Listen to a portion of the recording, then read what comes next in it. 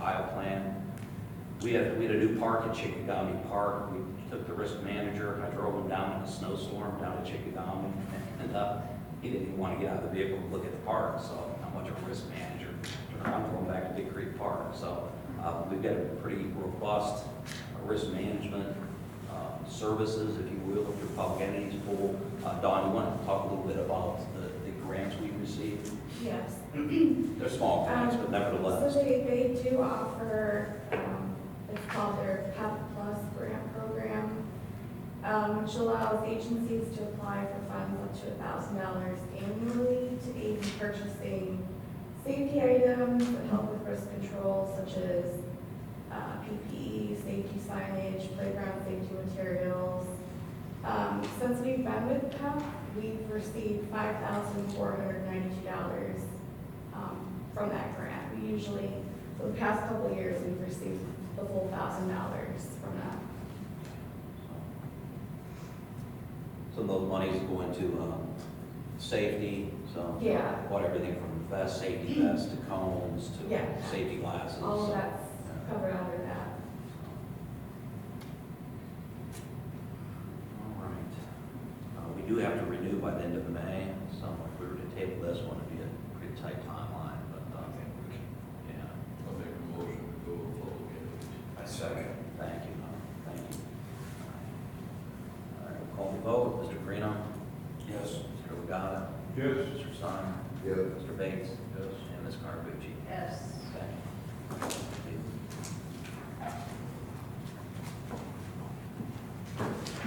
All right, next up, Observatory Park, HVAC improvements, contract award.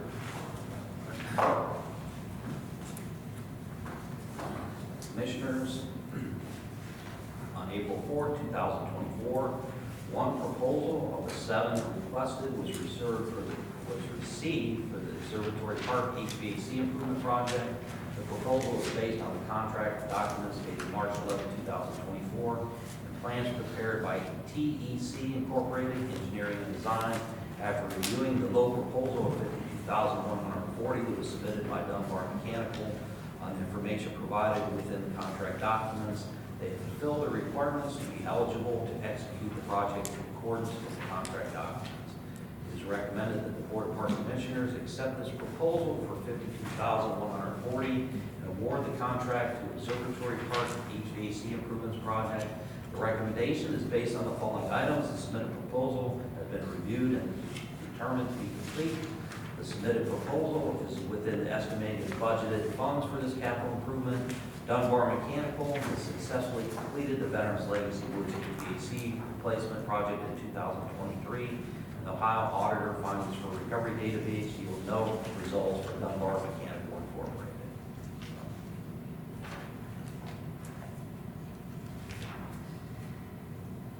Questions? I don't know the exact amount of years I think their main headquarters is out Toledo area, but they're relatively new. In like the last 3 years, they've opened up 88 years. Cleveland branch.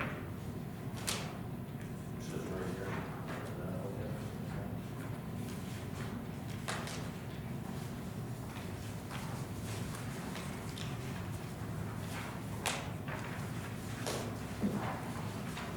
And stated veterans. Well, that's not how they do it. It came out fine. With HVAC, I mean, the biggest struggle we've had on the last couple projects is just getting the actual units in a relatively, I would say, normal timeline. Things have just taken a long time to get the actual units. And we would love to have more bids, but, yeah, so something similar on the Westwards Bridge, the outlet project, only 3 bids. Motion. Second. Thank you. Vote, Ms. Carnabucci? Yes. Mr. Stein? Yes. Mr. Bates? Mr. Greeno? Yes. And Mr. Ritter? Yes.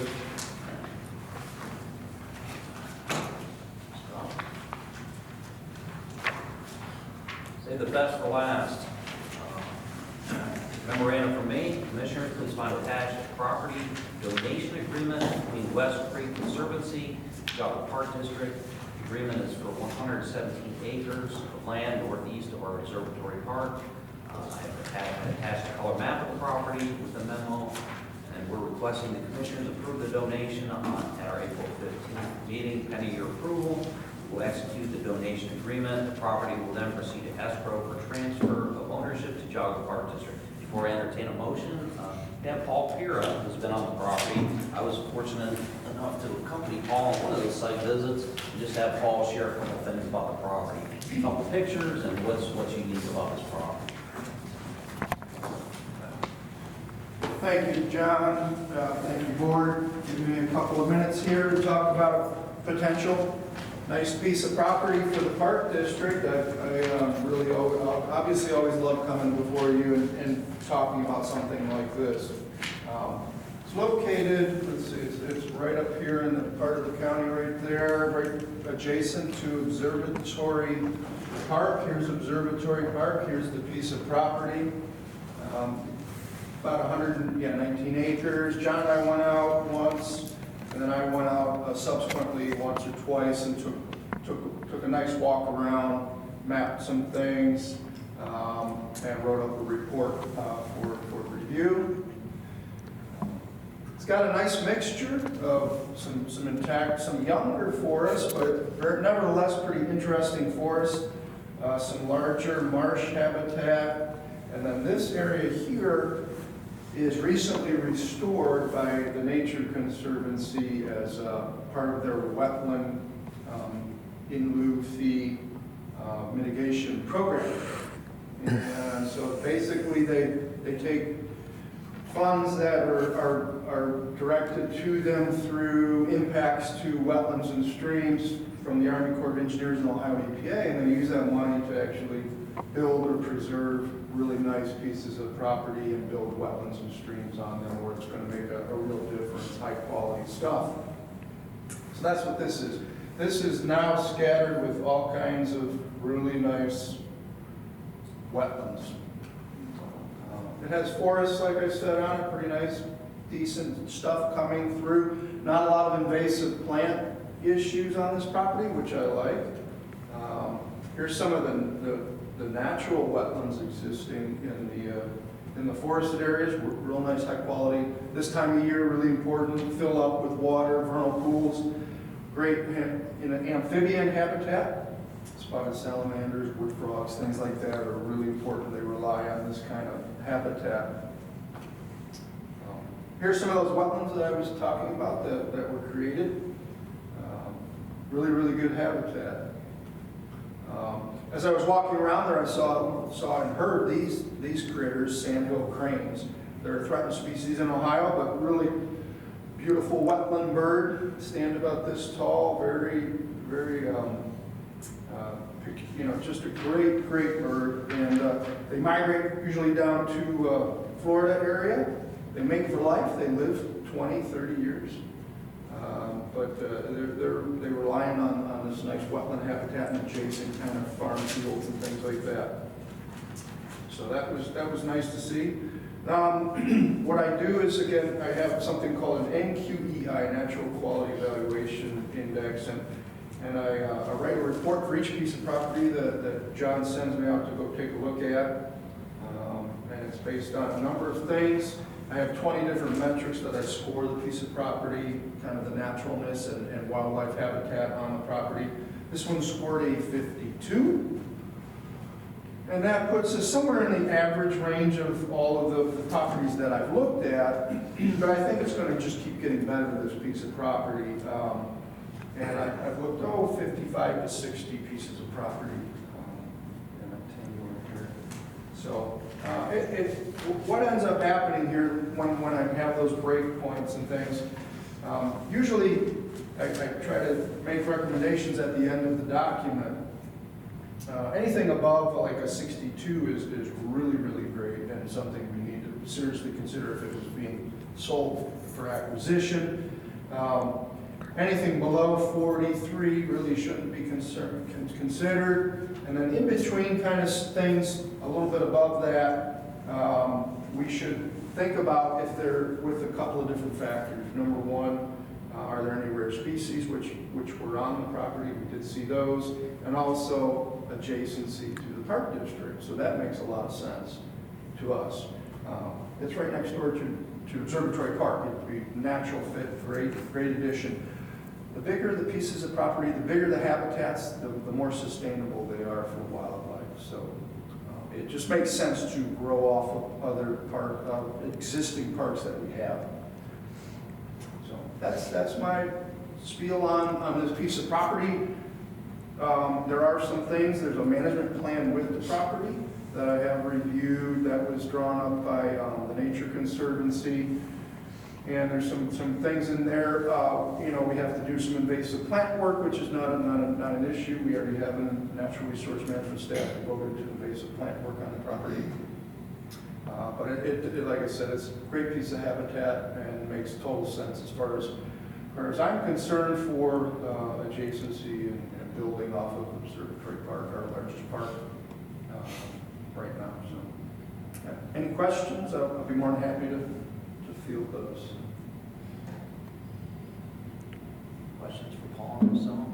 Do we have any restrictions on There is as far as a natural area, and wetland mitigation, as Paul mentioned, the management plan, we've got to keep invasive species in check, so. Right. Yeah, Yeah. so, yeah, right. Yeah. Thank you. This will be our first project with West Creek Land Conservancy. So we're pretty excited about the opportunity. So. Second.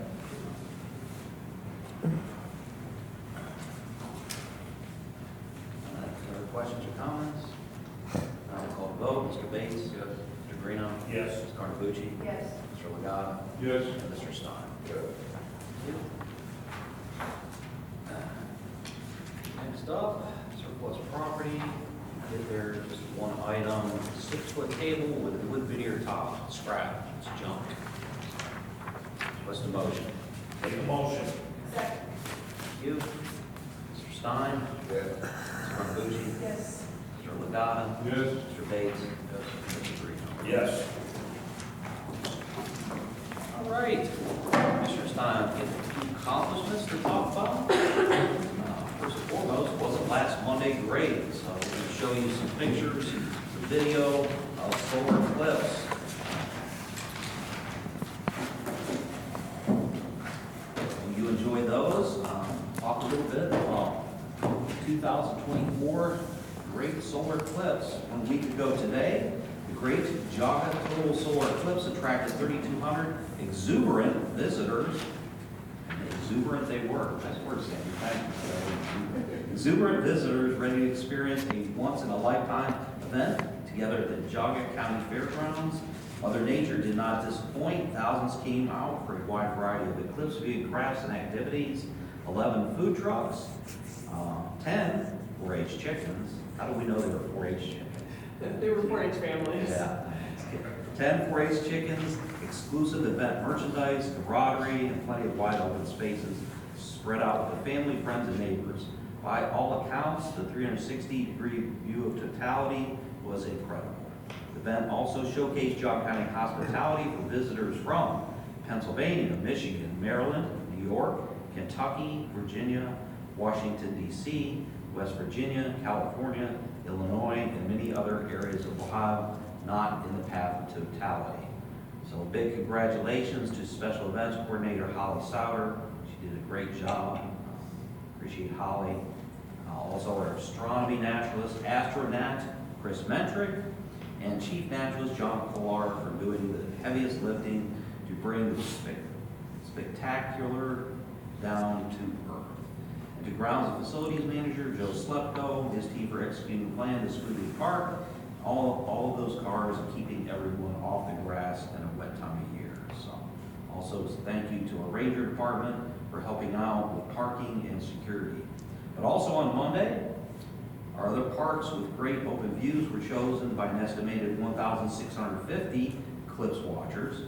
We had 500 at Roaring Meadows, 400 at Observatory Park, where I was parking cars, so 250 at Orchard Hills Park.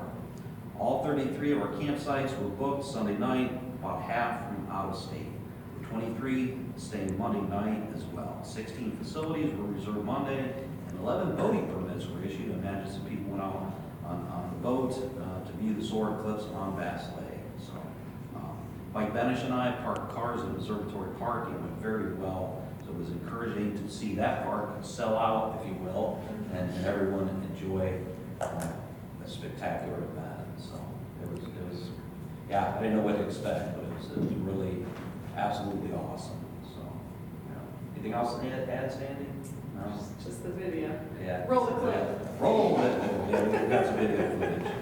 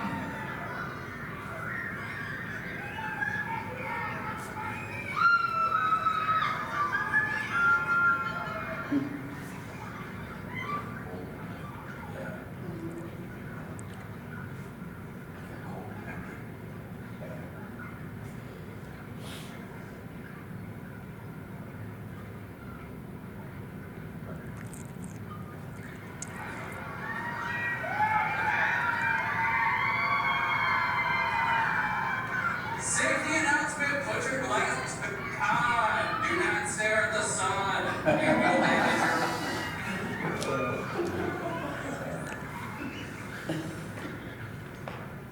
All right, awesome.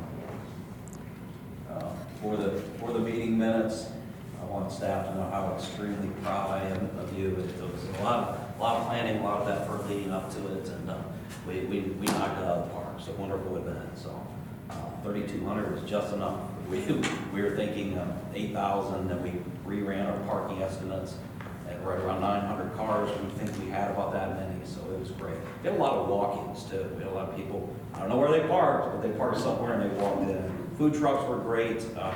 Everything that Angeles did. I ran into a couple I know coming out of the fairgrounds, and they were very complimentary of the craft. Their kids enjoyed doing the craft. So it was, I just really felt like staff knocked it out of the park. So good job, staff, on solar eclipse. So, all right. Any solar eclipsers to add anything? No. Paul, where did you watch it? I was there helping parking. Oh, that's right. For our biologists. I was flying. That's right, yeah. All right. A few more pictures and updates for you. Beartown Lakes Reservation, Lower Bear Lake was a lucky recipient of 1,200 rainbow trout stocked by the Ohio Division of Wildlife on April 5th. All trout were raised at state hatcheries and measured a nice size of 10 to 13 inches before released. There's some pictures of our trout stocking efforts. So this is our second or third year, or Paul? This is our third year Yeah. from the Division of Wildlife folks, yeah. All for no cost to the park district, great. And heard some really good things in the last week or two since. There have been people catching trout like crazy out there, so. Lined up all along the banks of the lake, so. Very popular there. They also catch them through the ice too, John. I did talk to a couple of folks there that day that said they just caught some in the wintertime too. Nice sized ones.